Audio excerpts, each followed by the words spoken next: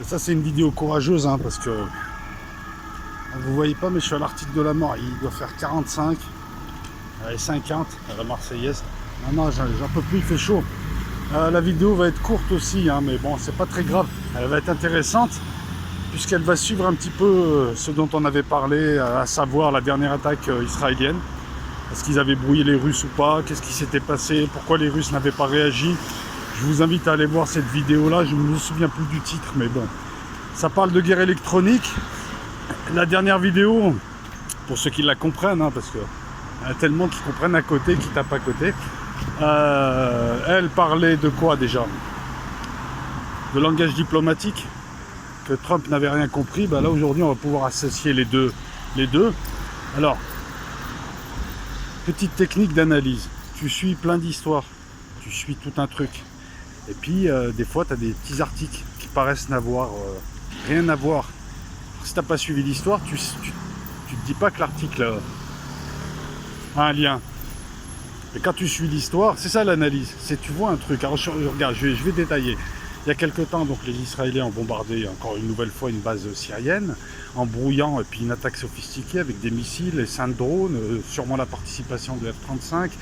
Bon, ils ont fait grand jeu, techniquement très très très bonne opération. Ils ont atteint leurs objectifs. Je ne juge pas de la politique, hein. On parle technique, hein. Quand je dis c'est une belle opération, techniquement il n'y a rien à dire. Et la question était de savoir pourquoi les Russes ne bougeaient pas, est-ce qu'ils étaient impuissants ou pas à la menace. Et moi j'en avais déduit qu'il y avait peut-être ça. Si les Russes ne bougeaient pas, c'était qu'ils étaient peut-être impuissants à ces nouvelles menaces dans la mesure où il n'y avait pas d'autre explication. C'est l'accord secret.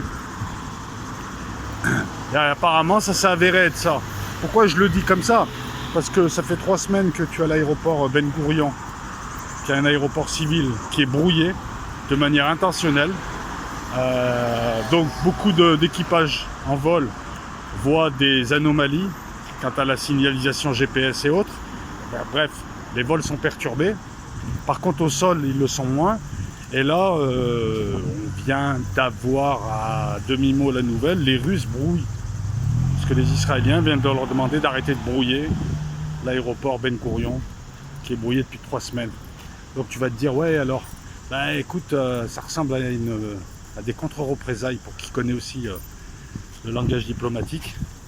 Parce que c'est pas tout, je te dis, de faire une chaîne et de prendre des articles et de parler.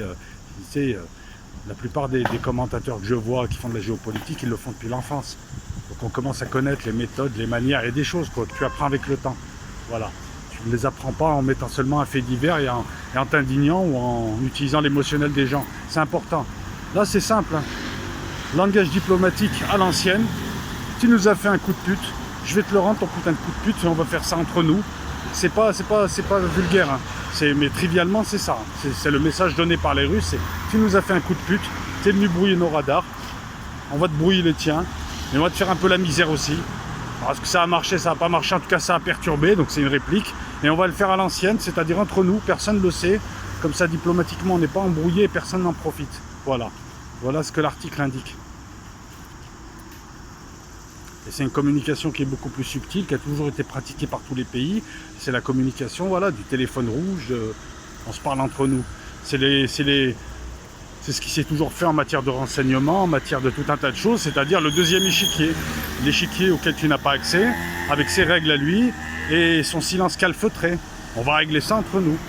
C'est ce qui s'est passé, c'est une analyse en tout cas qui est bien plus sérieuse que ne pas en parler. Déjà, il fallait trouver l'article. On peut même comparer avec Trump. Trump, lui, il fait du rentre-dedans. Là, maintenant, il est en train de dire ouais, l'Iran, ça presse pas. L'Iran, ça va être une guerre courte. Il t'envoie 2200 hommes d'une frappe, d'une unité de frappe. C'est-à-dire plusieurs bateaux, des hélicos et des marines. Alors, vu qu'il y en a 2200 et qu'il y a des challenges, je présume que c'est des gens qui vont prendre les plages ou des forces spéciales qui vont attaquer des batteries côtières et autres, au cas où. Mais ça fait gesticulation à la con. De l'autre côté, ils se sont fait leur petite guerre entre eux. Ça fait plus sérieux, tu vois. Poutine, il te l'a fait à l'ancienne, à la KGB. Et Netanyahou, pareil. Et en faisant inventer, et c'est malin, en faisant un petit peu inventer la source, pour dire à ses électeurs, regardez, c'est pas ma faute, là, hein, c'est Poutine qui m'emmerde. Ah, c'est finement joué. On dit rien, on se plaint pas officiellement, mais en même temps, on évente le truc. Ah, là, il y a un jeu beaucoup plus subtil entre vrais chefs d'État. Je regrette parce que c'est deux vrais chefs d'État. Netanyahou, je ne comprends pas trop sa politique actuelle. Il propose maintenant à Benny Gantz de s'unir, de faire un gouvernement d'union nationale et d'être ministre à tour de rôle. Donc je ne sais pas si c'est divisé pour mieux régner ou pas. Mais en tout cas, son pari parce qu'il propose quasiment d'annuler la loi qui a dissous la Knesset et de revenir à la composition de la Knesset telle que l'ont voulu les élections, et de partager le pouvoir. Donc j'ai du mal à analyser, je vais attendre un petit peu d'avoir des éléments, parce qu'avec des renards comme ça qui jouent aux échecs, tu peux être sûr que chaque coup est pesé et intelligent. Et à côté de ça, Donald Trump qui fait de la gesticulation, qui fait de la com bidon. J'ai reçu un bon anniversaire de Kim Jong-un. Les Iraniens, je vais vous faire ça, je vais vous faire ça. Il alterne. On sait très bien que les Américains, là, ils sont arrivés à ce qu'ils voulaient, créer une série d'incidents et de confusions telles qu'ils peuvent menacer maintenant en disant c'est la dernière fois, la prochaine fois, on vous tape dessus. Maintenant, ils peuvent. Je pense que maintenant, ils vont pouvoir taper. Et ce qui est heureux, il faut le dire aussi, hein, pour une fois que pour une fois que je complimente les dirigeants européens, c'est que les dirigeants européens, bon, ils savaient que leur population n'allait pas suivre, donc ils n'ont pas suivi. Ils ont dit aux Américains, si vous voulez régler la crise, vous revenez à l'accord. Et ils ont renvoyé les Américains et les Iraniens dos à dos, ce qui est déjà un grand progrès. Quant aux Iraniens, les Russes viennent de démontrer, mais c'est marrant, on ne nous les montre jamais, ces preuves, que le drone, comme on le pensait tous, c'était à l'intérieur des eaux iraniennes, de l'espace aérien iranien. C'est simple, hein, le Poséidon avec ses 35 hommes est juste légèrement à l'extérieur et il utilise les drones pour faire des incursions. C'est une technique, je veux dire. Donc le drone qui a été abattu, je pense, et je suis même la certitude qu'il a été abattu dans l'espace aérien iranien. Et les Américains, en envoyant 35 hommes dans un Poséidon P8, s'attendaient peut-être à ce que le Poséidon soit aussi pris sous le feu. Ça leur aurait donné un motif pour déclencher une guerre, parce que là, ils auraient perdu un appareil très cher de guerre électronique et 35 hommes. Surtout que là, aux USA, on pousse. Ça marche à chaque fois parce qu'ils ont un public, je regrette, ils ont un public d'abrutis aussi dans leur grande majorité, quoi. Un public qui appuie sur 3 boutons, tu sais très bien comment ils réagissent. Donc beaucoup de gens poussent à une frappe sur l'Iran de représailles. J'ai l'impression que ces inconscients ne se rendent pas compte à quel point, même Trump là hésite. Hein. De toute façon, il essaye de donner le change. Hein.